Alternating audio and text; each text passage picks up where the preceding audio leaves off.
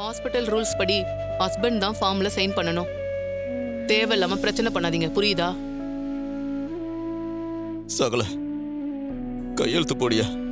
ரேவதிக்கு எதுவும் ஆகாதியா. நீங்க எவ்வளவு பேருக்கு நல்லது செஞ்சிருக்கீங்க.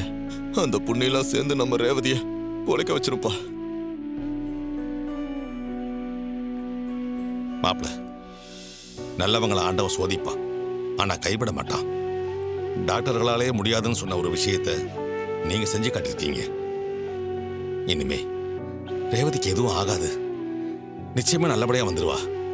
தைரியமா கையெழுத்து போடுது மாப்பிள.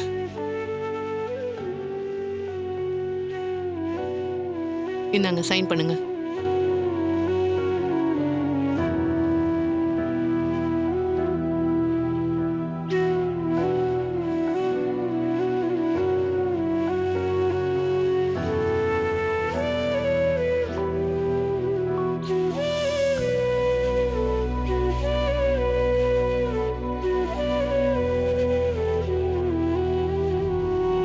ஓகே, எல்லாரும் வெயிட் பண்ணுங்க.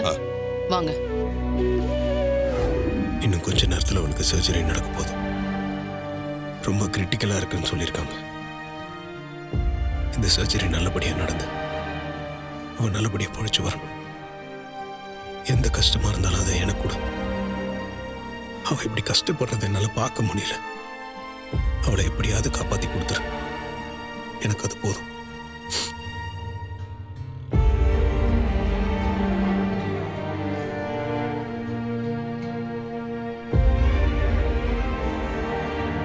இன்னும் கொஞ்ச நேரத்துல ரேவதிக்கு ஆபரேஷன் ஆரம்பிச்சிருவாங்கல்ல?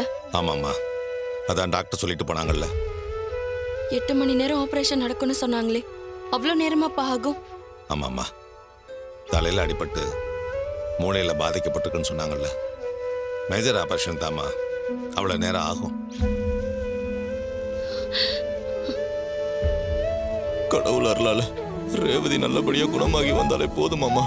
கண்டிப்பா குணமாயிடுவா மாப்பிள, அந்த நம்பிக்கை எனக்கு இருக்கு. அக்கா, இவ்வளவுக்கும் காரணம் அந்த டிரைவர் தான்.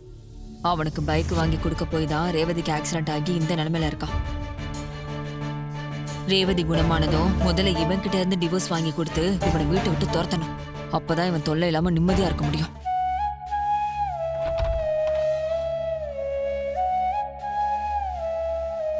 சார், இதெல்லாம் உங்க ஒய்ஃபோட நகைங்க. அவங்கள ஆபரேஷன் தியேட்டர் கொண்டு போறோம், வாங்கிக்கோங்க சார்.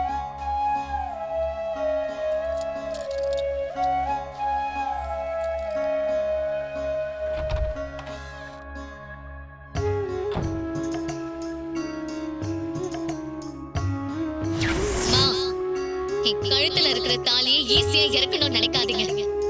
நான் செத்தாலே ஒழிய இந்த தாலி என் கழுத்துல இருந்து இறங்காது.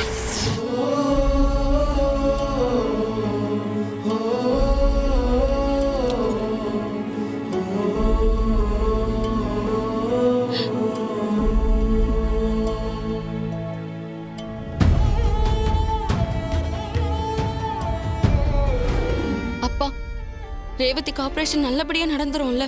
கண்டிப்பா நல்லபடியா நடக்குமா, நீ கவலைப்படாத. அவளுக்கு ஒன்றும் ஆகாது. கடவுளே, என் பொண்ணுக்கு நல்லபடியா ஆபரேஷன் நடந்து பொழைச்சு வரணும். அதுக்கு நீதான் அருள் புரியணும்.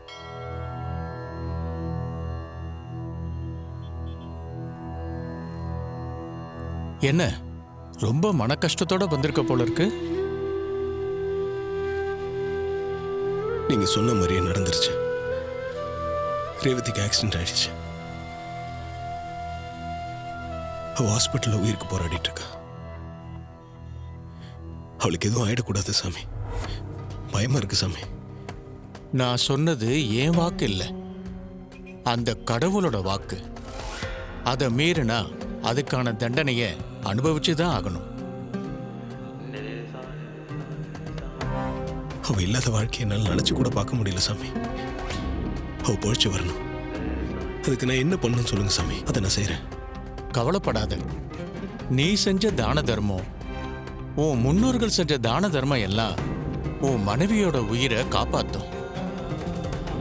ஆனா உயிர் பொழைச்சு வந்தாலும் அதுலயும் உனக்கு சோதனை இருக்கு. என்ன சோதனை சாமி?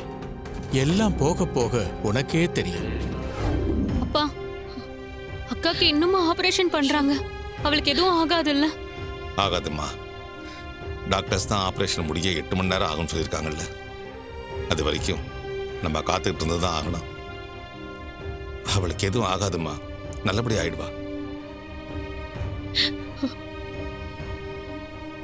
மாப்பிள்ள எங்க சின்ன மாப்பிள்ளை ரொம்ப நேரமா காணோம், எங்க போயிட்டாரு?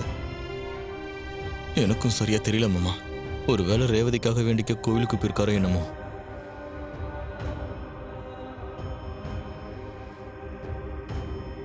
அக்கா கவலைப்படாத, டாக்டர் எப்படியும் ரேவதியை பழக்க வச்சிருவாங்க. இன்னும் கொஞ்ச நாள்ல அவ பழைய மாதிரி நடமாட ஆரம்பிச்சிருவா. ம். அவளை நான் இன்னைக்கு நிறைய திட்டிட்டேன்டி, அதான் ரொம்ப வருத்தமா இருக்கு. அக்கா நீ என்ன வேணும்னே திட்டின? உனக்கு பிடிக்காத விஷயத்த செஞ்சா அதனால தான் திட்டிருக்க. அதையெல்லாம் பெருசா எடுத்துக்கிட்டு கஷ்டப்படாத, விட்டு தள்ளுக்கா.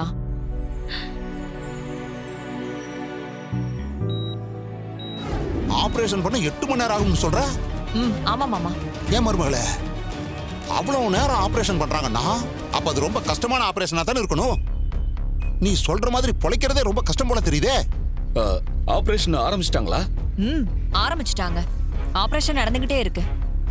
நாம நினைக்கிற மாதிரி ரேவதி மட்டும் இதுல மண்டைய போட்டா நமக்கு பல வகையில சந்தோஷம்தான்.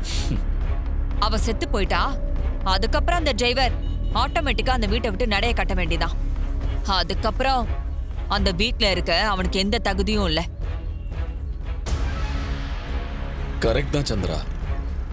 இந்த ஆக்சிடென்ட் நமக்குன்னே நடந்த மாதிரி இருக்கு. இத பயன்படுத்திக்கிட்டா நமக்கு தான் நல்லது. ஏங்க, இந்த ஆக்சிடென்ட்ட நீங்க தான் பண்ணிருப்பீங்கன்னு அந்த டிரைவர் என்ன பிடிச்சு கத்துன்னு கத்திட்டு இருக்கான். உண்மையை சொல்லுங்க, நீங்க தான் அதை பண்ணீங்களா? என்ன சந்திரா இப்படி கேக்குற? நாங்க செஞ்சா உங்ககிட்ட சொல்லாம இருப்போமா?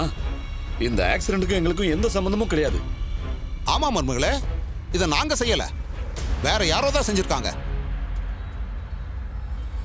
நம்மள தவிர அவளுக்கும் அவ புருஷனுக்கும் வேற யாரும் எதிரியும் இல்ல. அப்ப யார் தான் செஞ்சிருப்பா? ஒருவேளை இது இயல்பா கூட நடந்த ஆக்சிடென்டா இருக்கலாம்ல. அப்படி நடந்திருக்க வாய்ப்பு இருக்கு. எப்படியோ அவ இந்த ஆபரேஷன்ல பழக்காம செத்து தொலைஞ்சா சரிதான்.